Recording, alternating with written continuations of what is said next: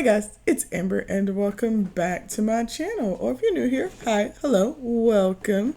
Today we're doing something a little bit different, but I just recently got a new PC, so I need to kind of download some things, get everything set up. And I was in the process of downloading GShade, so I figured I'd go ahead and make a quick tutorial on it for anyone that's interested. So GShade is kind of like ReShade. It provides like shaders for your game. I know a lot of people in the Sims community use ReShade, but right before I got this PC, I switched over to GShade because I found that it just ran a little bit easier on my computer and it was just a little bit easier for me to use. So here is the GShade website. It is now available for Windows and Mac, so everyone should be able to download it. So I'm just going to click the Windows version and then it's going to download. So once it finishes downloading, it's going to go ahead and put up this little box so you can select your language. I'm going to be downloading and following the instructions in English. And then just agree with the terms and service. And here you need to select where GShade is going to run, so kind of put it on your game. So this probably may be a little bit different for everyone, but I do have my origin on my C drive. Some people may have it on a different drive. So I'm just going to go to Program Files, and then Origin Games, Sims 4, and then you want to go down to your game folder. And in your game folder, you should have two bin folders. You want to use just bin. And then click on the game icon right here, and that's where your GShade is going to run, so it's going to be applied to your game. Next, here you need to select if you have 32 or 64-bit. I have 64-bit, so I'll be selecting that. And then we want to use DirectX 9 as well as normal hooking mode. And then here you just have a couple of optional things. So you can choose to select any of these or get rid of any of them. I'm just going to leave it all the same. And then there are some like Final Fantasy presets. I don't play Final Fantasy, so I won't be downloading any of those. So now that we've done all that, we will just hit install.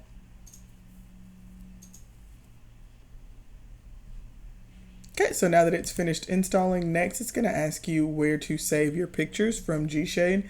So if you have a particular folder set up, you can just send them there. I do. So I have a Sims 4 screenshots folder, so I will be sending mine to there. And so all of my screenshots will go straight into that folder. And then we'll just finish. And then this kind of opens up just like a visual guide that kind of goes over some things about GShade if you're interested in looking at that. But I will not be. And then the next thing that we need to do, so now that we've downloaded GShade, we have this little icon here on our desktop. So you just want to right click it and then run it as an administrator.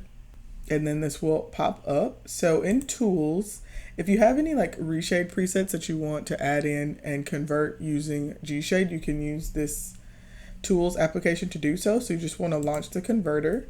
And then you just want to select any presets that you have from ReShade. So I have a folder on my desktop that's just ReShade preset, so I'm going to select that, and then all of those will be converted over.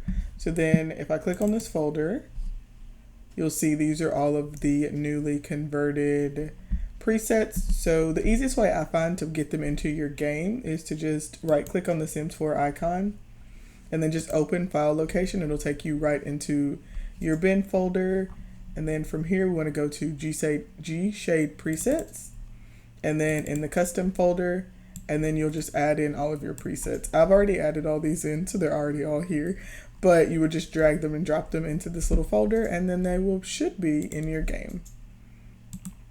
So now that we've gotten GShade downloaded and added all of our presets in, let's go ahead and open it up in game and see what it looks like.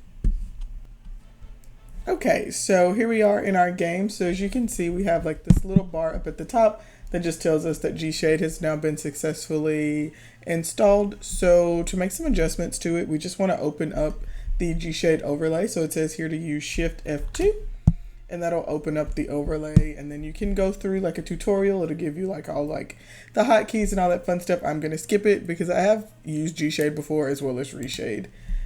So then from here up here is where you can select all of your different shaders. It automatically is off when you come in, but on your first time opening it up, you just want to click custom and then it'll show you all the different presets that you downloaded.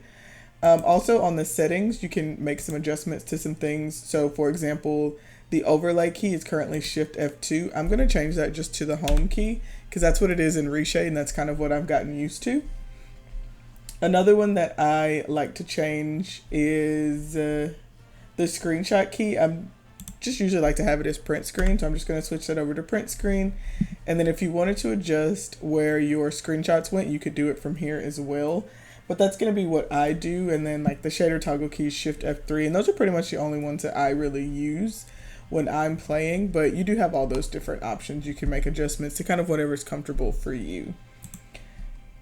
So next, I think we'll go into the game a little bit just so we can see what GShade looks like and what some of my favorite presets look like in the game. So here we are in a little bit of a save that you guys haven't seen just yet, but it'll be coming shortly. So opening up my GShade panel, I'll just show you guys some of my favorite presets. So Watermelon Milk Tea by Malixa is actually probably my favorite one. I just love how bright and like colorful it is. It's just really easy to use, I find. And also if you're using these and you like kind of on a set one, if you're not editing presets or anything, you can use like this performance mode and it'll just kind of help your PC to run a little bit better. So if you're not switching back and forth and showing off different ones, you can use the performance mode just to kind of help your game along. This one doesn't use a ton of like MXAO or like depth of field, so you don't have to see like all those extra shadows, which can sometimes be pretty taxing on your computer, but those are really good for like photo editing and stuff like that. So for example, this is the kindlepice Dove preset. And this is one that does typically use kind of a lot of like that extra shadow and add a lot of depth into your gameplay. For these sorts of things to work, you do want to make sure that you're going in and turning off edge smoothing. For you to be able to see all that extra shadow, just because with edge smoothing it kind of stops you from getting all of that. So that's just kind of something to keep in mind. These sort of presets can be a little bit harder to run on your game and they may be a little bit more taxing, but they are just like stunning, you know? So like if you just kind of look at the difference in the game and you kind of see just like a little bit of additional shadow and that kind of stuff. So those are two of my favorite presets. Another one that I do really enjoy is the Sugar Cookies preset. This one's not as like saturated as the Watermelon Milk Tea, but I do also really like it. It is a little bit harder to see some of like the panels and stuff for some of these pre-shades, so that's kind of something to keep in mind if you are going to be using them for gameplay. But if you're just using them for like builds and picture taking, some of these are like amazing. For pictures, I really enjoy this UnicornPoopz. It like blurs out the background and it just takes like, especially when you're in tab mode, you can just get like such good photos. So when I'm taking pictures for like screenshots and things like that, I find that this is a really good one. You definitely don't really want to use it for like gameplay. It's a little bit too hard for that, but it's really good for just picture taking and some of those sorts of things. So these are just some of my favorite presets and just kind of the process to download GShade. I hope this helped you guys out if you're interested in trying to download it. I'll have the website linked down below, and just let me know if you have any questions or if you're kind of curious about the difference between GShade and Reshade, and I can try to help you kind of figure that stuff out. But as always, I want to say thank you guys so much for watching, as absolutely always, and I'll see you all next time. Bye.